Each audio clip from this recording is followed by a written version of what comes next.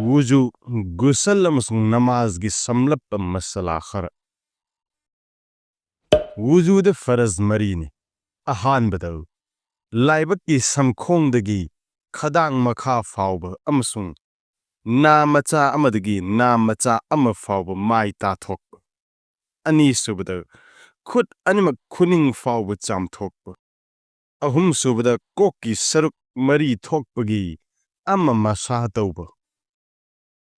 Mari subada khong animak khumit fauba cham thokba.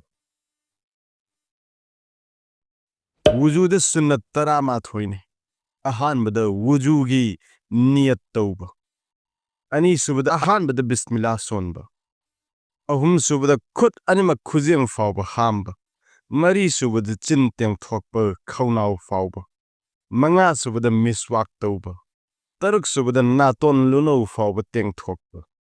Taret subada part khudingmak ahumlak chamba. Nipan subada kok masa pumba amasung nakungi masa tauba. Mapan subada koy amasung khusa singi khilal tauba. Tara subada mathang manau naina haibadi part ama kangdringi da part ama cham thokba. Tara mathoi subada mathang manau kai handaba. Wujugi mustahabsing. Ahan bada ngaksamgi masa tauba. Ani subada kiblagi mai kai olaga famba.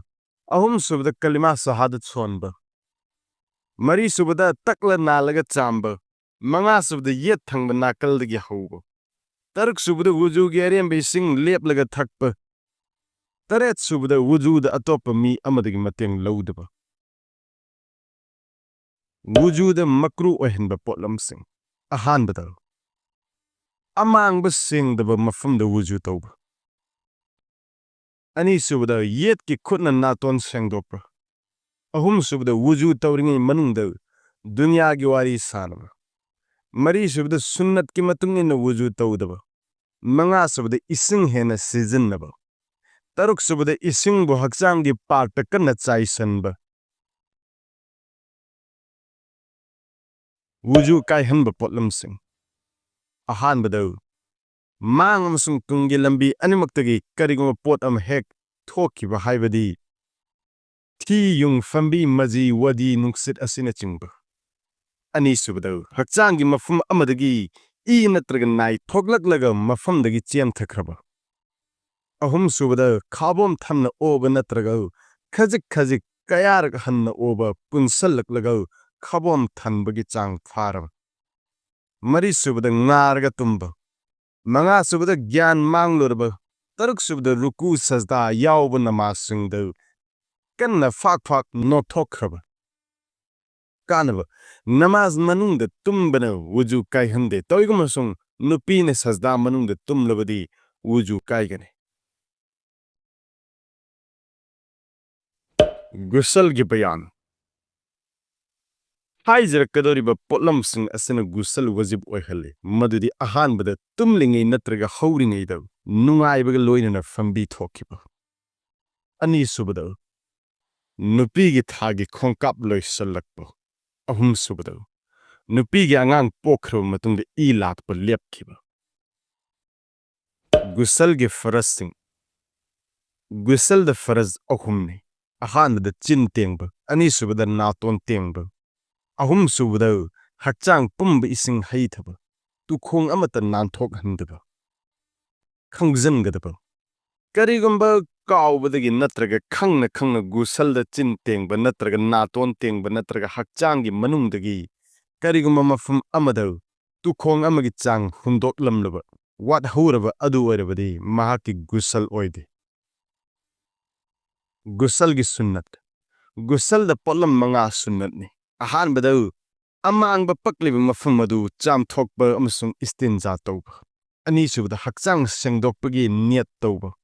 Ahum subada wazu tauba. Mari subada hakchang masa pumba ising haithaba. Manga subada hakchang ba fazana ta thokpa nan thokba. Jumwa amasung it anigi ghusal. Jumwa mamangda ghusal tauba amasung it animakta ghusal tauba sunnat ni. Taymum. Taymum jaiz oigadaba matamde. Kanagum ama Wuzu Ghusalgi darkar oiraba. Toigumasung ising di fangdraba. Natraga anaba mi ising chotpada anaba hengatpagi akib leiraba. Natraga manakta ising di leitaba adugi ising lowa chatpasu yeknabagi akib leiraba. Natraga musafir zarnigi matamda ising fangdraba amasung fanglabasu. Ising leiriba jaga mafum adu kilometer 1.609 gi arapada oiraba. Hairiba sing Asida Taymum jais oi. Taymum gi niyam. Taymum da niyat farazni haibadi amangwabu sengdoknabagidamak niyat tauba. Adugi matungda khut animak asengba leimaida huba amasung khut kanthok maida nanthokba. Wuzu tawbada chamliba maigi saruk adugi chang. Adugi matungda khut animak amukka leimaida fugani aduga khut kanthokani. Amasung khut pu khuning fawal nanthokba khutsa singi khilal su tawgani. Wuzu amasung Ghusal Taymum da khenaba karisu leite. Haibadi Ghusal amasung wuzu da hakchang sengba adugumna Taymum nasu hakchang senghalle. Nungsirabi tilinawsing ngasigidi asi fawadan khangminadasi. Matanggi video amada Namaz ki bayan, rekat ki bayan. Tangai fadaba masala khara, Juma gi ahkam, S.A.W.gi niyam. Asina singba ki amuk khangminadasi. Haijariba khara Asida koi khudingmapu Allah Ta'ala na amal tawbungam bagi pangal thawna adu pinabiba oisano.